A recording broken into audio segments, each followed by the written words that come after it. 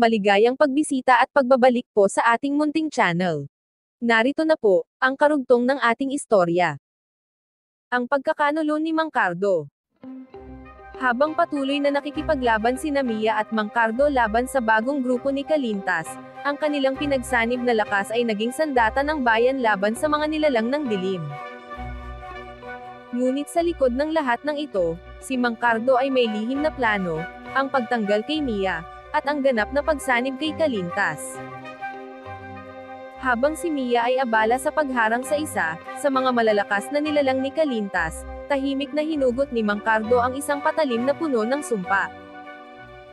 Lumapit siya kay Mia, at sa isang iglap, sinaksak niya ito sa likod, eksakto sa gitna ng kanyang puso. Nagulat si Mia, dahan-dahang bumagsak sa lupa habang ang amuleto niyang hawak ay lumaglag mula sa kanyang mga kamay. "Bakit, Mang Cardo?" tanong niya, ang kanyang tinig ay mahina at puno ng pagkalito. Ngumiti si Mang Cardo, at sa unang pagkakataon ay ipinakita ang kanyang tunay na anyo. Ang kanyang balat ay unti-unting nagbago, tila isang masamang espiritu ang nasa loob niya. "Ikaw ang susi, Mia," sabi niya, ang kanyang tinig ay malamig at puno ng panunuya. "Ang lakas mo, at ng amuletong iyan ay para sa akin. Ngayon, wala nang makakahadlang sa amin ni Kalintas." Ang paglitaw ng tunay na Kalintas. Sa sandaling tuluyang bumagsak si Mia, lumitaw mula sa kadiliman si Kalintas. Ang kanyang presensya ay nagdala ng takot sa buong paligid, at ang mga nilalang ng dilim ay agad na tumigil upang magbigay galang sa kanya. Ang kanyang mga mata ay nagliliyab sa galit at kasakiman habang tinitingnan ang amuletong nalaglag sa lupa. "Magaling, Cardo," sabi ni Kalintas habang lumalapit siya kay Mang Cardo. "Ginawa mo ang nararapat. Ngayon, ang amuleto ay nasa ating mga kamay, at wala nang magliligtas sa mga taong ito." Itinaas ni Mang Cardo ang amuleto, ngunit bigla itong naglabas ng malakas na liwanag, na nagpatalsik sa kanya sa lupa. Ang amuleto, bagamat wala na si Mia, ay tila nagpoprotesta laban sa kasamaan. Ang huling pagsiklab ng amuleto.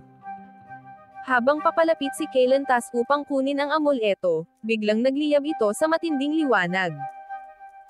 Bagamat patay na si Mia, ang kanyang tapang at sakripisyo ay tila nanatili sa loob ng amulet. Ang liwanag ay unti-unting bumuo ng isang espiritual na anyo ni Mia, puno ng kapayapaan ngunit hindi nagkukulang sa galit. "Hinding-hindi ninyo makukuha ang kapangyarihang ito," sabi ng anyo ni Mia. Ang kanyang tinig ay umaalingaw-ngaw sa buong paligid. Subalit si Mang Cardo at si Kalintas, na parehong sabik sa kapangyarihan, ay sabay na umatake sa espiritual na anyo ni Mia. Ang pagsalakay nila ay nagdulot ng isang malakas na pagsabog na nagwasak sa buong paligid. Ang pagtatapos ni Mia. Nang maglaho ang liwanag, si Mia ay tuluyan nang nawala, kasama ang amuleto. Iniwan ang mga nilalang ng dilim sa kaguluhan. Si Kalintas at si Mang Cardo ay parehong galit, ngunit napagtanto nilang ang amuleto ay hindi nila lubos na makokontrol. Nasayang ang pagkakataon. Sigaw ni Kalintas. Ngunit hindi pa tapos ang lahat. Mabubuhay ang dilim, at maghahari tayo. Si Mang Cardo, bagamat sugatan sa pagsabog, ay nanatiling tapat kay Kalintas. "Magsisimula tayo muli," sabi niya. "At sa susunod, wala nang hahadlang sa atin." Ang madilim na kinabukasan.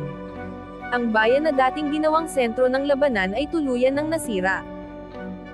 Ang katahimikan ay napalitan ng takot, at ang mga tao ay patuloy na nagtatago mula sa banta ng dilim.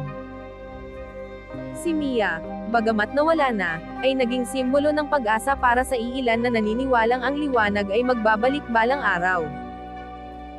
Ngunit si Kalintas at Mang Cardo ay patuloy na naglalakbay, naghahanap ng mas malalakas na amuleto at kapangyarihan. Ang kanilang layunin ay gawing isang mundo ng dilim ang mundo ng tao, at ang huling sakripisyo ni Mia ay nagsilbing unang hakbang lamang sa mas malaking digmaan na darating. Hanggang dito na lang po muna. Maraming salamat po sa pakikinig. Pwede po bang humingi ng subscribe? bilang pagsuporta sa ating munting channel. Hanggang sa susunod po muli. Stay safe and God bless.